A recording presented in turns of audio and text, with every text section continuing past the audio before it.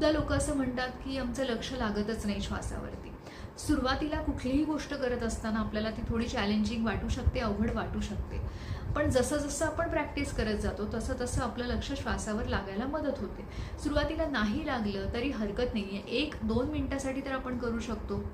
1-2 मिनिटामध्ये जेव्हा आपल्याला वाटेल की आपण डिस्ट्रॅक्ट होतोय, कुठेतरी वेगळ्या विचाराकडे जातोय, तेव्हा स्वतःला आपण परत ट्रॅकवरती आणायचंय, परत सुरू करायचंय. परत थोड्या वेळाने 1-2 मिनिटांनी आपल्याला डिस्ट्रॅक्शन झालं, वेगळे विचार आले, तर पुन्हा आपल्याला ट्रॅकवरती आणायचंय स्वतःला. असं सुरुवातीला थोडंसं तुम्हाला होईल की नाही फोकस होत आहे, नाही वेगळे वेगळे विचार येत आहेत, पण येऊ देत.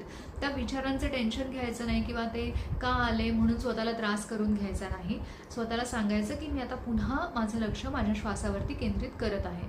असं करत करत आपल्याला काही दिवसानंतर लक्षात येईल की आपण साधारण 5 ते 10 मिनिटापर्यंत का होईना पण श्वासावरती लक्ष केंद्रित करू शकतो आहोत.